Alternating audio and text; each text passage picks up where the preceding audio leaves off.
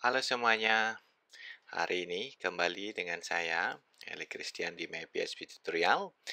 Sekarang kita akan lanjut masih dalam tentang login. Bagaimana caranya membatasi hak akses berdasarkan user berbeda. Di tutorial sebelumnya, di menampilkan data berdasarkan user yang login, di tersebut kita menggunakan to-do. Di sini to-do saya login sebagai Adi, yang mana Adi adalah bukan admin. Kemudian kalau di tutorial sebelumnya kita ingat ada halaman admin ya, admin.php.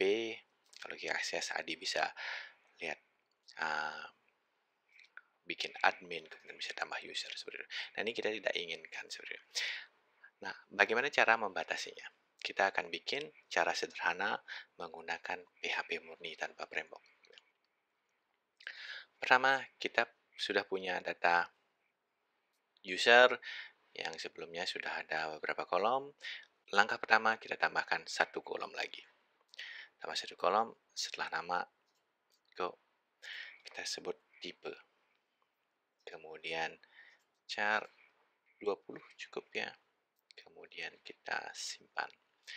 Kemudian kita lihat yang sudah ada, kemudian kita edit semuanya. Ya, kita edit semuanya. Kemudian kita tambahkan ini adalah admin. Admin itu adalah admin.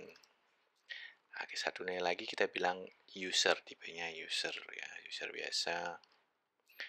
Adi juga user. Kemudian Ayu juga user. Kita go. Kita punya berapa user. Nah, di sini kita lihat masih seperti biasa Adi bisa melakukan ke halaman ini. Nah, pertama kita lakukan adalah bikin yang namanya konfigurasi file mana yang bisa diakses untuk tipe user yang berbeda. Nah, di sini sudah ada tutorial sebelumnya. Pertama, kita bikin folder baru, kita kasih nama akses, misalnya folder akses. Kita bikin file berdasarkan tipe usernya masing-masing. Pertama, file admin.php. Kemudian kedua ada tipe user.php. Kita bikin yang usernya. Kemudian saya sudah tambahkan di sini satu halaman lagi about.php. Ini sederhana biar ada perbedaan untuk contoh ya. Nah, usernya bisa mengakses halaman index dan about. Bagaimana caranya? Kita tinggal sederhana. Kita return array, return array, nama-nama file yang boleh diakses. Ya. Nah, filenya misalnya index.php, kita tulis index saja ya, jangan tanpa php-nya. Kemudian about tanpa php, seperti itu. Nah, kalau ada beberapa file, tambahkan. Ada banyak file, tambahkan di sini. Kemudian admin bisa mengakses semua file yang bisa diakses, semua file yang bisa diakses sama user. Nah, gimana caranya? Kita bilang user access sama dengan kita include ya, directory dir itu adalah directory sekarang. Kemudian kita bilang ada directory separator. Kemudian user.php. Kemudian return array merge. Array merge artinya gabungkan dua array gitu ya. Ini array untuk adminnya sendiri. Adminnya berarti ada halaman yang bisa diakses, halaman admin ini sendiri, kemudian ada halaman tambah user. Admin, kemudian tambah user. Setelah punya dua file ini, kita pergi ke halaman cek akses. Di dalam cek akses ini masih ingat, kalian masih di sini kita melakukan checking terhadap sesi, data dari sesi itu. Kemudian sesi ini dibentuk di halaman login. Halaman login, waktu tutorial sebelumnya kita hanya memberikan informasi ID dan nama. Yang perlu kita tambahkan sekarang satu lagi yaitu tipe. Tipe usernya adalah kita ambil dari kolom tipe ini, tipe gitu ya. Coba kita balik, kita bilang user tipe, gitu ya. Nah, kalau kita sekarang balik ke halaman cek akses, kita bisa lihat di sini, kita rubah. Ini langkah kalau pertama, kalau tidak ada informasinya kita bilang ke login. Kalau sudah login tapi IP address-nya berbeda, kita bilang juga login kembali. Nah, sekarang kita cek aksesnya. Kita bilang file aksesnya. File aksesnya berarti adalah direktori saat ini. Kemudian ada direktori separator, folder akses, ya, folder akses ini. Kemudian balik lagi direktori separator. Kita copy saja ya, direktori separator. Kemudian masukkan maaf ya, session. Kita copy. Jangan, kita copy yang ini. Session user tipe ya, user tipenya, user tipe. Nah, ini tipe .php. Artinya file aksesnya adalah direktori saat ini, kemudian direktori separator di Windows backslash di Linux slash, kemudian folder akses backslash lagi, kemudian tipe usernya .php, tipenya 2 admin .php. Nah, kalau misalnya terjadi kesalahan gitu ya, jadi ada input user yang berbeda yang tidak dikenali ya, misalnya kita bilang atau mencoba orang mengakali sistem kita ya, kita bilang file access, kalau filenya tidak ada ya, file access ini tidak ada, kita bilang kita tampilkan kesalahan aja, terjadi kesalahan, silakan hubungi admin ya, exit. Nah, kalau filenya ketemu, kita bilang aksesnya, apa sih aksesnya, kita bilang include file access. Kemudian, nah, URL saat ini, ya, kita lihat, apa sih file yang sedang diakses? File yang sedang diakses, kita bilang dari informasi server. Server itu adalah pakai namanya request URI, gitu ya. Request URI. Ya.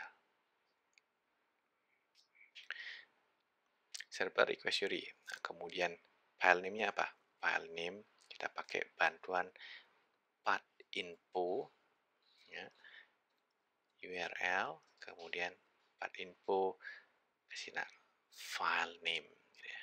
File name gitu ya.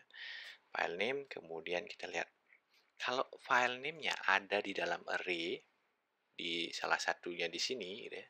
Yang ada di sini, maka berikan dia mengakses. Kalau tidak ya, kalau tidak, cara mengecek adalah pakai in array. Ini artinya kalau file name ini ada di dalam array aksesnya, ya, boleh. Kalau tidak, tampilkan Anda tidak diizinkan ya, mengakses halaman ini. Kemudian exit, berhenti. Ya. Nah, kalau sekarang kita coba ini. Coba akses. Nah, masih ada undefined type. Nah, artinya kita belum ada tipenya karena kita tadi login tanpa informasi itu. Kita logout dulu. Logout. Nah, kemudian kita login ulang ya. Kita pakai ID lagi. Nah, kemudian kalau kita admin.php nggak bisa ya. Kalau bilang tambah user.php tidak bisa. Jadi dia Tapi kalau kita bilang about PHP bisa. Gitu ya. Nah, kalau balik lagi ke halaman admin, halaman index.php boleh gitu. Seperti itu ya. Nah, bagaimana tadi kalau ke halaman indeks ya, ke halaman indeks nggak bisa dibilang error. Kita debug sekarang gimana caranya? Apa sih yang dihasilkan di dalam halaman indeks ini? Jadi ya. Nah, gimana cara debug? Kita lihat di sini. Apa yang dihasilkan di sini, gitu ya. Caranya begini. Echo URL. Nah, kemudian kita bilang echo file name. Kemudian kita bilang exit aja sini ya. Refresh. Halamannya ini. Tudu. Apa ini? Ya, udah, kita bilang ini. Kita biar ada enternya.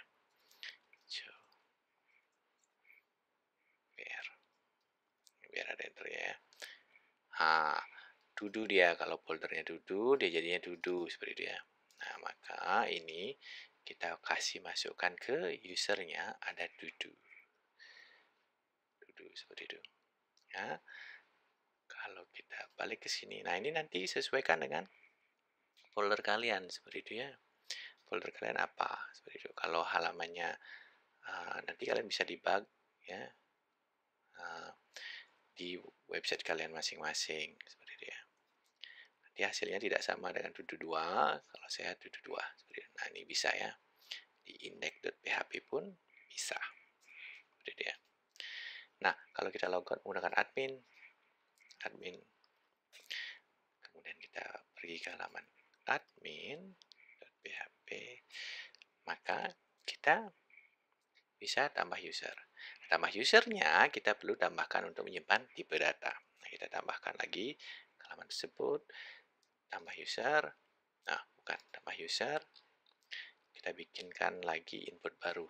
Kita copy ini. Kita bilang tipenya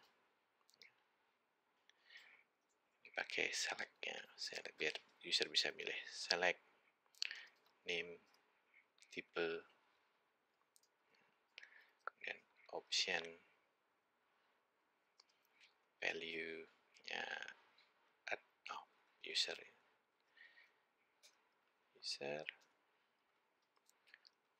option, value-nya admin.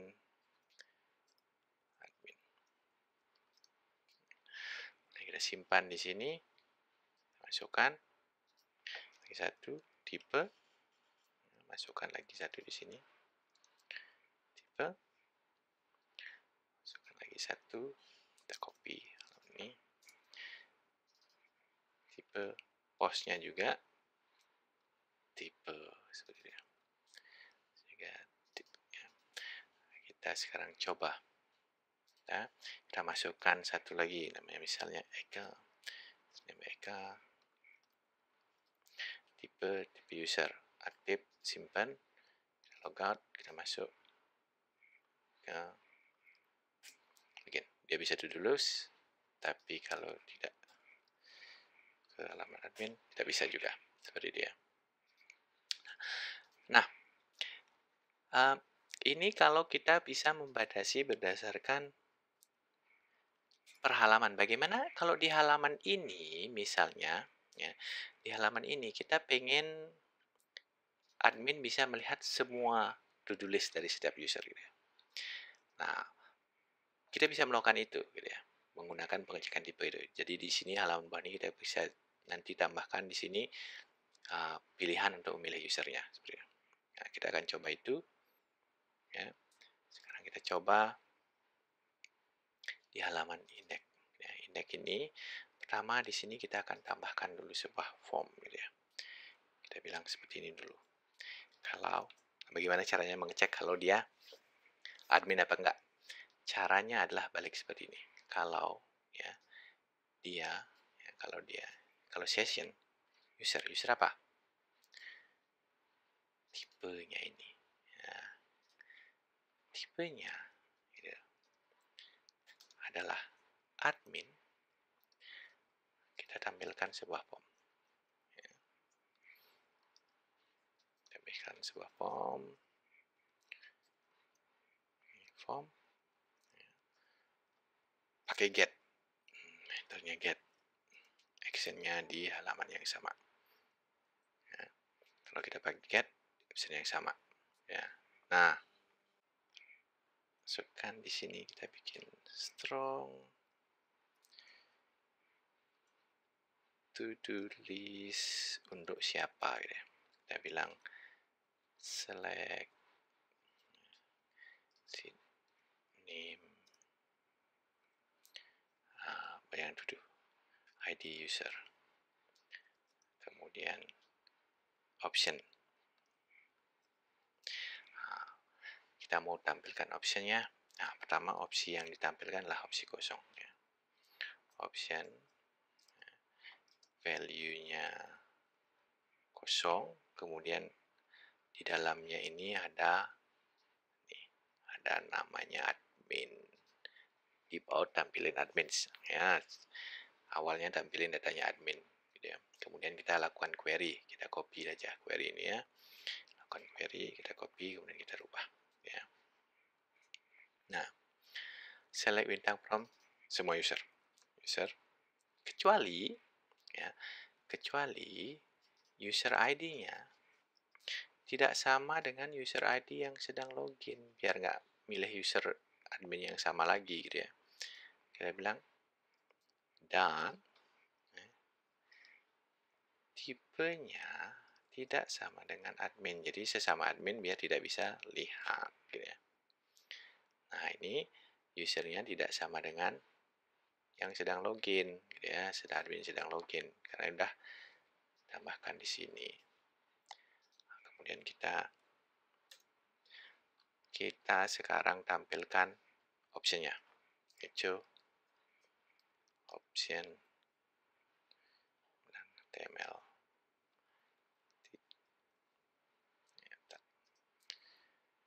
This ya. Nah, ini bukan to do, kita ganti pakai user. Yes, pakai user. Nah, ini pasti salah. Ya. User nggak ada kolom user ID ya, ini ada ID. ID-nya tidak sama dengan yang sedang login. TMLC user. Saya masukin apa? Nama. Option. Ya. Kemudian optionnya perlu value.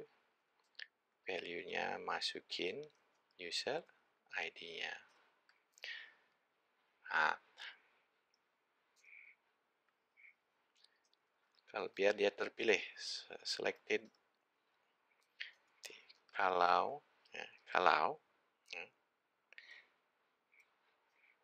ada yang dipilih get ada user yang dipilih sama admin dan ya, tidak kosong ya.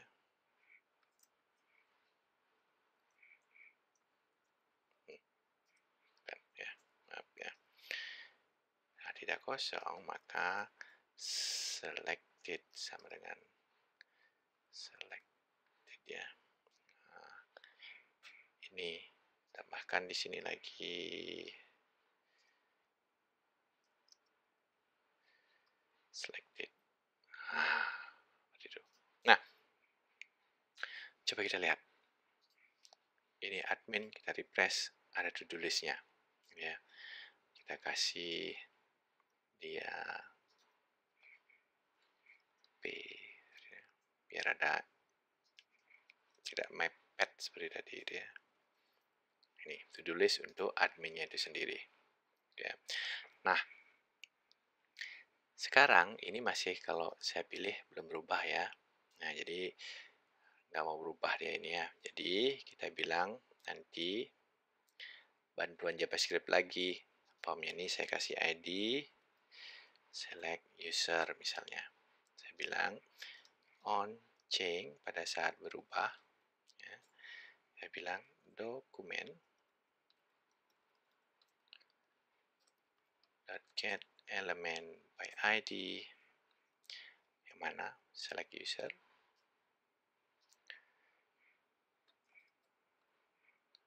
submit. Kita lihat ID belum berubah, belum refresh ya. John berubah. Ya, nah, tapi kenapa usernya Eka? Nah, usernya Eka selalu gitu ya. Kita lihat ada yang salah di sini, dan bukan kosong ya, dan sama dengan ya, user ID. Ya, kalau yang dipilih sama dengan ini. Kita lihat sekarang. Ayu ya.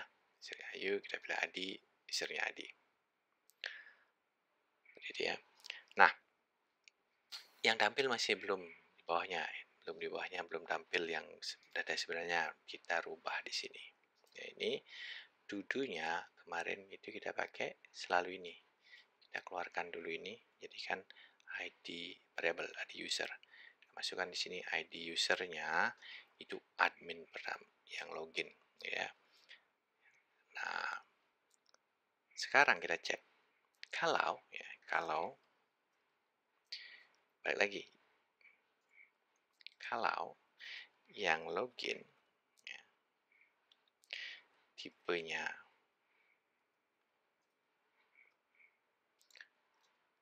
admin ya, dan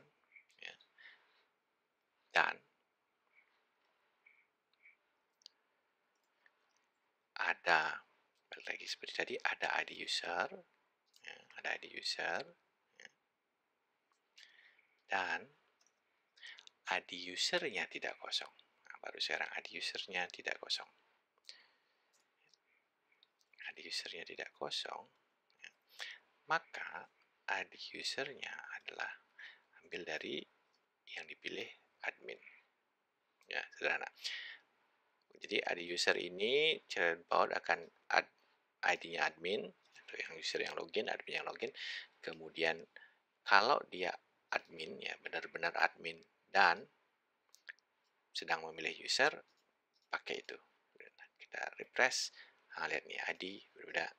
Ayu belum punya, Eka belum punya, John belum punya, admin tidak ada. Ya. Nah, bagaimana biar admin nggak bisa update juga gitu. Nah, biar nggak bisa update juga, jadi walaupun bisa lihat gitu ya. Jadi kita bilang kalau gini, di sini kita pilih lagi, kita bilang ya kalau ID usernya ini, kalau ID usernya, kita bilang ini, kalau ID usernya sama dengan usernya admin, baru atau user yang sedang login gitu ya, baru kita tampilkan ini ya. Nah, ya, ID usernya sama dengan sessionnya user, tampilkan ini admin ya. Kalau kita pilih ID, nggak tampil seperti itu ya. Nah, kalau kita logout balik lagi pakai ID tidak bisa melihat punya orang lain, tapi bisa update punya dia sendiri seperti itu ya. Nah, kalau balik lagi ke admin, maka admin bisa update punyanya dia sendiri, tapi tidak bisa punya ID gitu ya. Kalau ini di press balik lagi seperti itu. Sederhana atau masih bingung? Kalau masih bingung, silahkan utarakan pertanyaan kalian di kolom komentar. Kemudian kode dari tutorial ini bisa dilihat di my page tutorial, ada linknya di kolom komentar. Sekian tutorial hari ini. Selamat mencoba dan sampai jumpa di tutorial berikutnya.